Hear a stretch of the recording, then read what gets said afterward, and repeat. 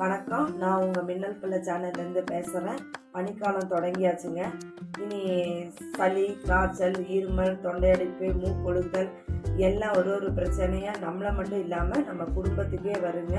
இது எப்படி டாக்டர்கிட்ட போகாமல் வீட்டில் இருக்கிற பொருளையே வச்சுட்டு ஒரு கஷாயம் தயாரித்து நம்ம பிரச்சனையை தீர்ப்போன்னு பார்ப்போம். வாங்க வீடியோக்குள்ளே போவோம்.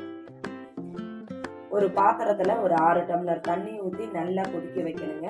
நல்லா கொதிச்ச பின்னாடி அதில் ஒரு 10 கிராம்பு போடணுங்க பாருங்க.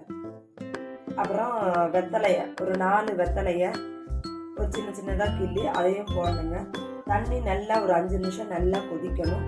கொதித்து முடிஞ்ச பின்னாடி ஸ்லிம்மில் ஆக்கிக்கணுங்க. அதுக்கு பின்னாடி கொஞ்சம் ஒரு 5 நிமிஷம் நல்லா ஸ்லிம்மில் வெந்த பின்னாடி அதுக்கு பின்னாடி ஸ்டவ்வை ஆஃப் பண்ணிவிட்டு மூடி வச்சு மூடிடணுங்க. ஒரு அரை மணி நேரம் அப்படியே இருக்கட்டும். அதுக்கு அரை மணி நேரம் ஆயிடுச்சுங்க.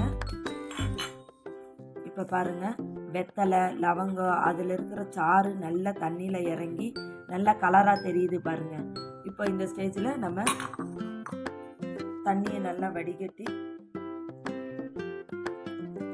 டம்ளரில் வடிகட்டி ஒரு டம்ளர் கஷாயம் ரெடி ஆயிடுச்சுங்க. இந்த கஷாயத்தை நைட்டு, காலையில், அப்புறம் சாயந்தரம் அப்படி 3 வேளையிலும் 2 நாளைக்கு குடிச்சிட்டு வந்தாலே சளி நல்லா இறங்கிடுங்க.